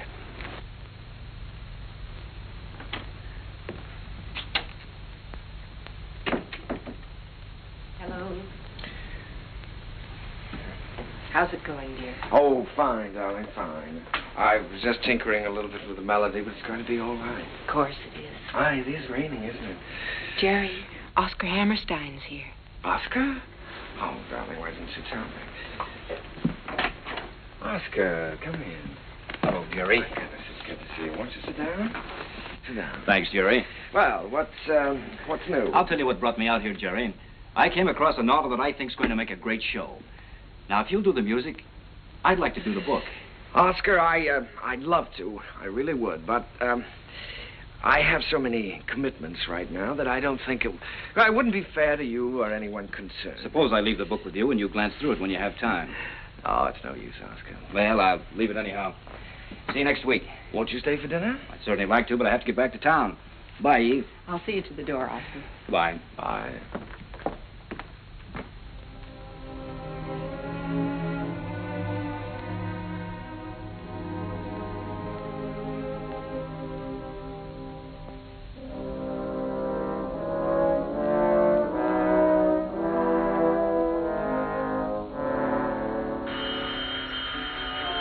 I'll get it.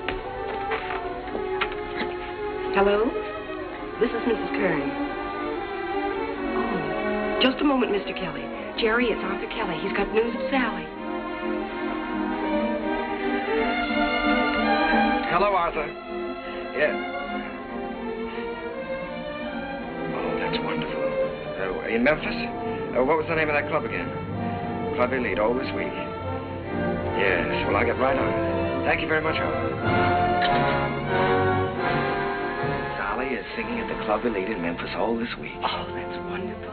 Shall I pack a bag for you? Yes, darling, you do that and I'll call and make reservations.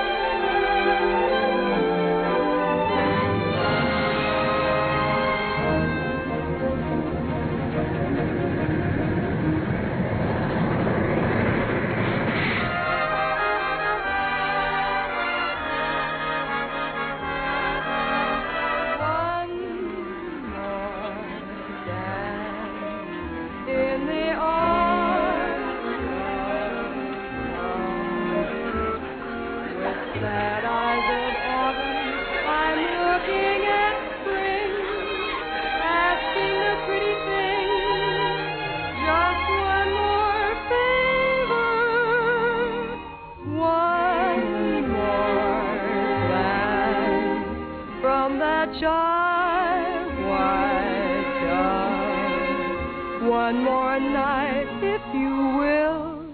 One more flight, one more thrill. One more dance, if you will, with me.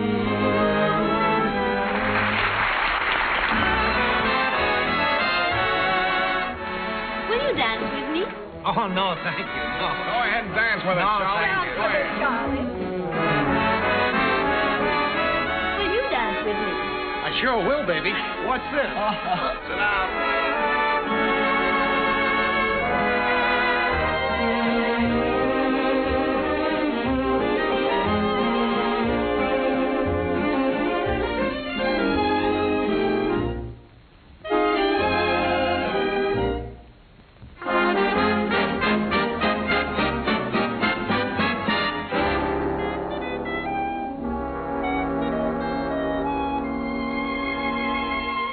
What you're losing by constantly refusing to dance with me. You'd be the idol of France with me, and yet you stand there and shake your foolish head dramatically while I wait here so ecstatically.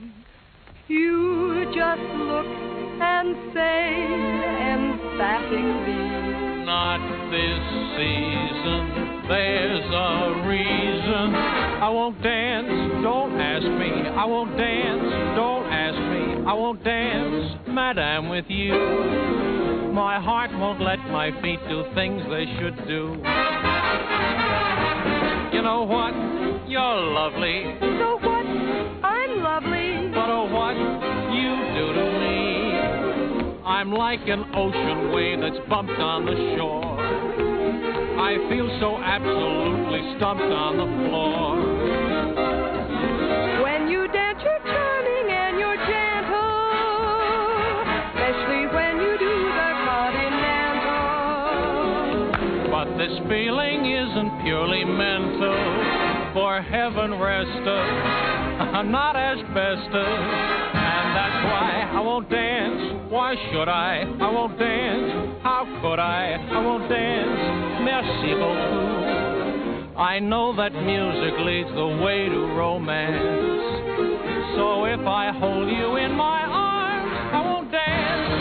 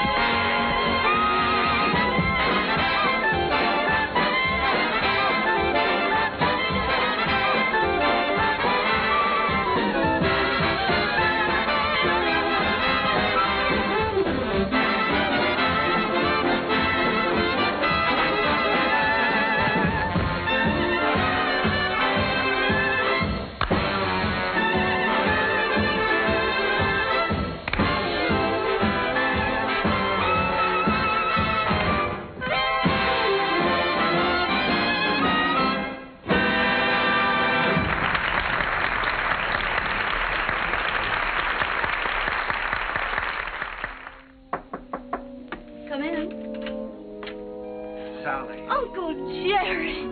Oh, Uncle Jerry, I'm so glad to see you. What are you doing here? Well, I was out front watching the show.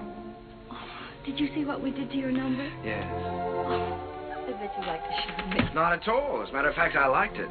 I wish that some of the people who think my music is highbrow could have seen it. I'm so excited, I don't know what to do. You look wonderful, Uncle Jerry. More handsome than ever. How's Aunt Eva? Oh, she's fine. But of course she misses you. Oh, I miss her, too. I miss you both. Is she with you? You haven't told me yet what you're doing here. No, your Aunt Eva's in New York. And I'm here because somebody told me I could find you here. I've been looking for you for a long time now, Sally. Oh, Uncle Jerry, you shouldn't have bothered. I'm all right. Oh, I'm sure you are, but I promised your father I'd look after you. Sally, I want you to come back to New York with me. I can't, Uncle Jerry. I'd like to, but I can't. When I heard about my father, I never realized he was so ill, Uncle Jerry. You know I never would have left him. I know that, Sally. When I heard about him, it was as though someone had forced me to look into the mirror for the first time. I loved him very much, and I knew I'd broken his heart. I was spoiled and selfish, and I knew that I could never have any respect for myself again unless I did what I said I was going to do. So you see, I can't go back right now. I'm making my own way now, and I'm pretty good at it, too. Well, Sally, I just don't like the idea of you being here and all alone. This is just a stepping stone from where I've been to where I hope I'm going. I'm making $50 a week now because management thinks I'm worth $50. If I'm worth more, I'll get more. And if not, I'll have to find it out for myself. And Uncle Jerry, I'm not using anyone. 5 minutes, Miss Heflin. Thank you, Jimmy. You understand, don't you, Uncle Jerry? Well, Sally, you know, darling, I'd give anything in the world if you'd let me help you. But I must say that I've never been quite so proud of anyone in my life as I am of you at this moment.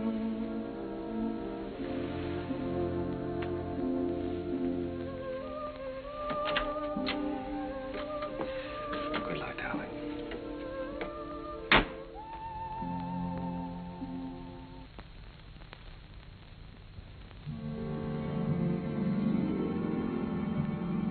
Gradually, I felt the old heartache misting away, and I was at peace. The promise I had made Jim had been fulfilled. Sally was going to be all right. I walked along the river that night, with the river wind in my face and the taste of it on my lips. And I stood there listening. A sudden excitement thrilling for me, listening to the song of a river that makes its way right through the heart of America. And the voice of that river was the laughter, the tears, the joys, the sorrows, and the hopes of all America's people.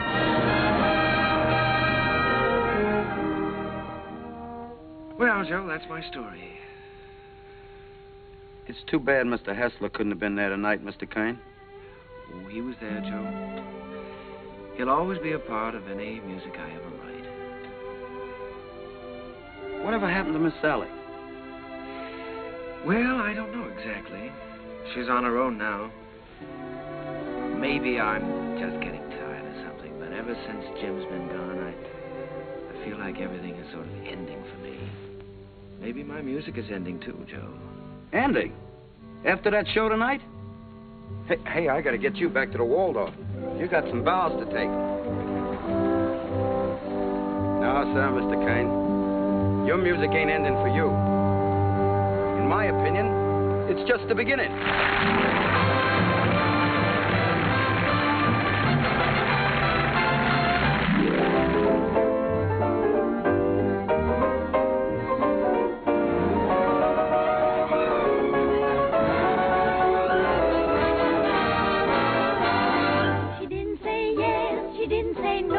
She didn't say stay, she didn't say go. She wasn't so sure that he'd be good. She wasn't even sure that she'd be good.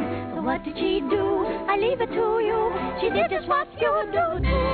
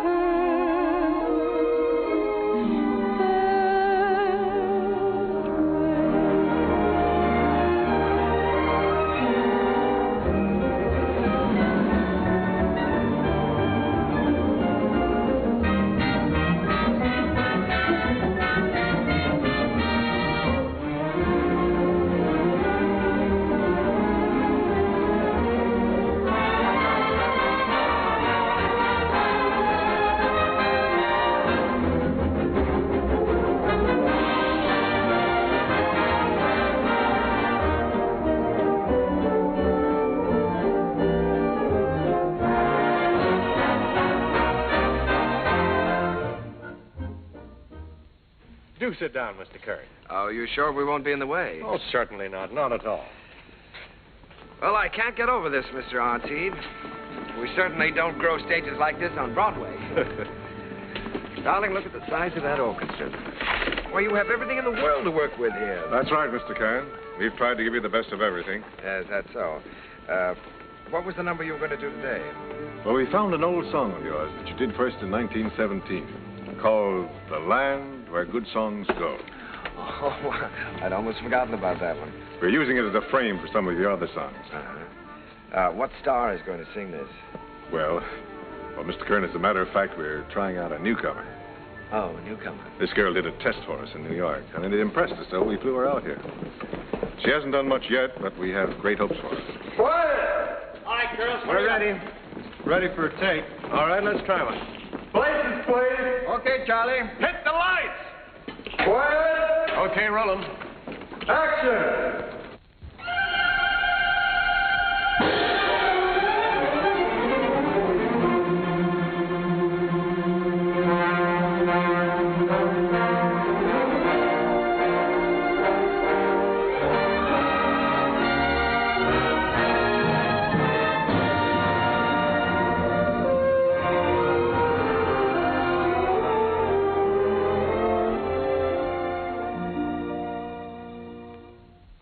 a land of flowers and April showers with sunshine in between, with roses glowing and rivers flowing mid rushes growing green. Like her, Mr. Kern? Like her? I love her. I'd rather hear her sing one of my songs than anyone else in the world. Wouldn't you even?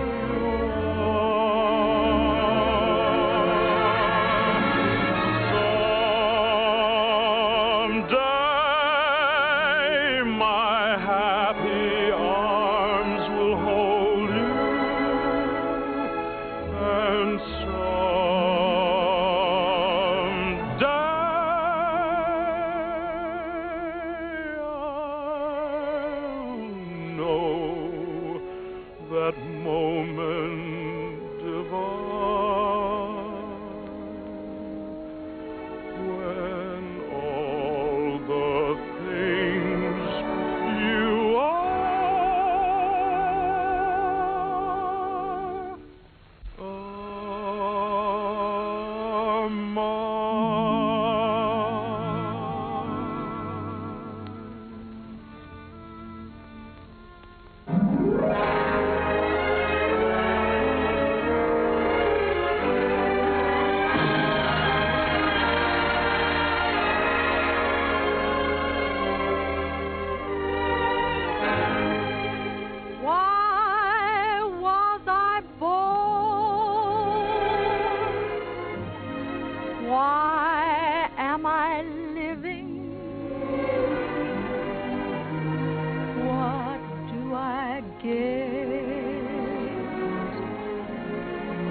what am I giving? Why do I want the things I dare not hope for? What can I hope for? I wish I knew.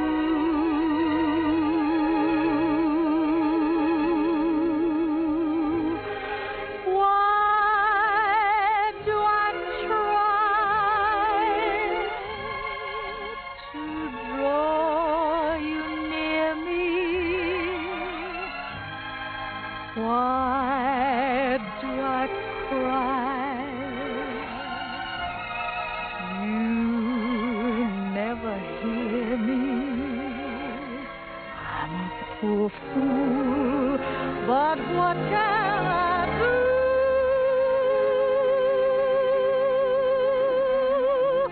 Why was I born to love?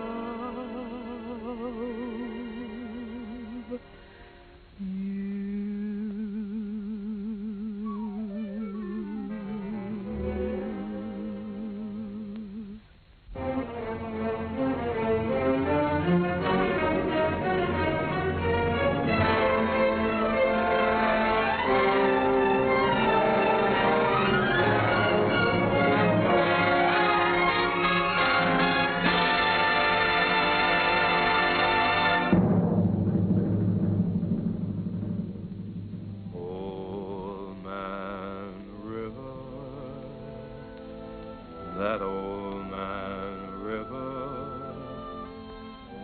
he must know something, but he don't say nothing.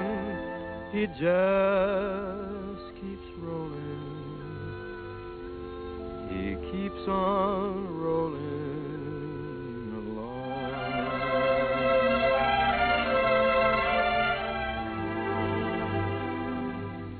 He don't plant taters, and he don't plant cotton, and them what plants 'em is soon forgotten.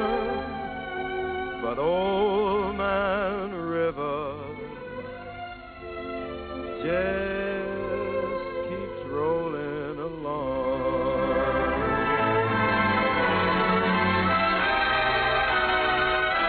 You and me, we sweat and strain, bodies all aching and racked with pain. Tote that bar, lift that bell, you'll get a little drunk, and you'll land in jail.